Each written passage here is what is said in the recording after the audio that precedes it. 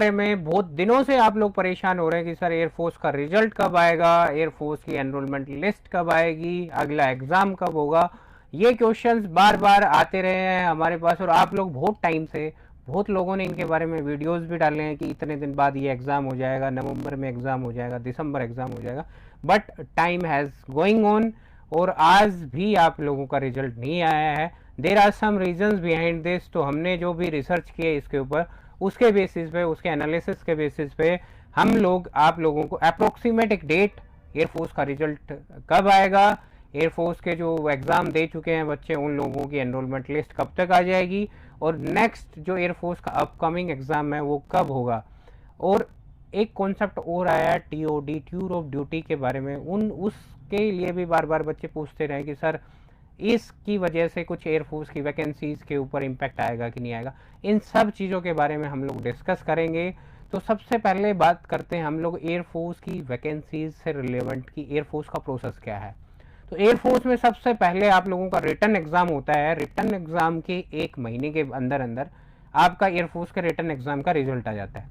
उसके बाद आपकी सेकेंड फेज़ के लिए डेट आती है कि आपका सेकेंड फेज़ कितने तारीख से स्टार्ट होगा। विद इन 1 मंथ के अंदर आपका सेकेंड फेज़ स्टार्ट हो जाता है, और उसके 20 से 25 ड्यूरेशन के 20 से 25 दिन के बीच में आपका फेज सेकंड ख़त्म हो जाता है। उसके ड्यूरेशन में आपका फिजिकल एक्टिविटीज़ जो होती हैं, जो ग्रुप डिस्कशन होता है, एसआरटी होता है, ये सारे टेस्ट हो जाते हैं। उसके बाद विद इन 1 मंथ के अंदर आपका मेडिकल टेस्ट भी क्लियर हो जाता है। उसके बाद सम ऑफ द स्टूडेंट्स के कुछ मेडिकल इश्यूज़ रह चुके होते हैं या मेडिकल पॉइंट किसी के बनते हैं, तो उनके लिए री मेडिकल का जो शेड्यूल है वो भी 15 से 20 दिन के अंदर वो री मेडिकल जो है वो भी कंप्लीट हो जाता है। उसके बाद आप लोगों का एनरोलमेंट लिस्ट आती है। एयरफोर्स का रिजल्ट, फाइनल रिजल्ट आने के बाद एनरोलमेंट लिस्ट आती है। उस एनरोलमेंट लिस्ट के अंदर जितने भी स्टूडेंट्स का नाम होता है उनको ट्रेनिंग सेंटर के ऊपर भेज दिया जाता है ट्रेनिंग के लिए। अब रही बात ट्रेनिंग सेंटर कहाँ पे है, बेलगांव कर्नाटका में, जहाँ पे आप लोगों की ट्रेनिंग होती है। और एयरफोर्स का जो बेसिक मेन जो ट्रेनिंग सेंटर है, उसके बाद अलग अलग जो ब्रांचेस में आपको भेज दिया जाता है, तो उसके सेंटर्स अलग अलग हैं, लेकिन सबसे पहले इनिशियली सब लोगों को बेलगांव कर्नाटका में ट्रेनिंग के लिए ले जाया जाता है। तो ये सबसे बड़ा रीजन है कि आप लोगों का जो एग्ज़ाम है वो डिले किस लिए गया है, क्या क्योंकि एयरफोर्स के पास एक ही ट्रेनिंग सेंटर है बेलगांव कर्नाटका में। जब तक वो खाली नहीं होगा उससे पहले आप लोगों का जो एनरोलमेंट लिस्ट है वो नहीं निकाली जाएगी। तो सबसे बड़ा रीजन रहा है, क्योंकि अभी अभी आपके मन में ये भी डाउट होगा कि सर एयरफोर्स का ट्रेनिंग पिछले बार का तो रिजल्ट हुए काफ़ी टाइम हो गया, लेकिन एयरफोर्स का ट्रेनिंग सेंटर खाली क्यों नहीं हुआ है।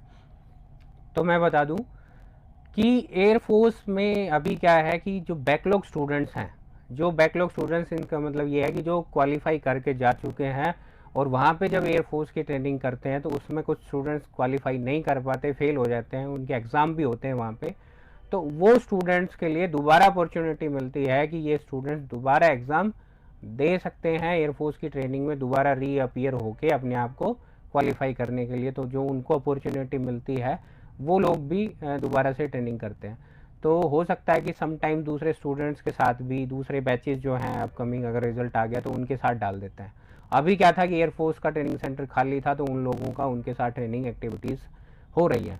तो अभी करंटली जो एयरफोर्स का जो ट्रेनिंग सेंटर है, अप टू द मार्च तक उनकी ट्रेनिंग कंप्लीट हो जाएगी। मार्च में आप लोगों का ये एनरोलमेंट लिस्ट का और जो रिजल्ट आने का प्रोसेस है ये मार्च के एंड तक, ये मार्च के सेकेंड या थर्ड वीक में ये प्रोसेस कंप्लीट हो जाएंगे। तो अप्रोक्सीमेटली मैं आपको बता रहा हूँ, ये हो सकता है कि 15-20 दिन पहले भी हो जाए और हो सकता है कि 15-20 दिन का डिले भी हो जाए इसमें। लेकिन इस इन बिटवीन ये आपका ये रिजल्ट और एनरोलमेंट लिस्ट ये आ जाएंगी। रही बात सम ऑफ द स्टूडेंट्स जिन लोगों ने आज तक एयरफोर्स का एग्ज़ाम नहीं दिया है, they are thinking about the air force exam. और मैं बता दूं बच्चों कि आप लोग सबसे पहले तो ये डिसाइड कर लो कि एयरफोर्स का एग्ज़ाम देना है तो you should be prepare continue.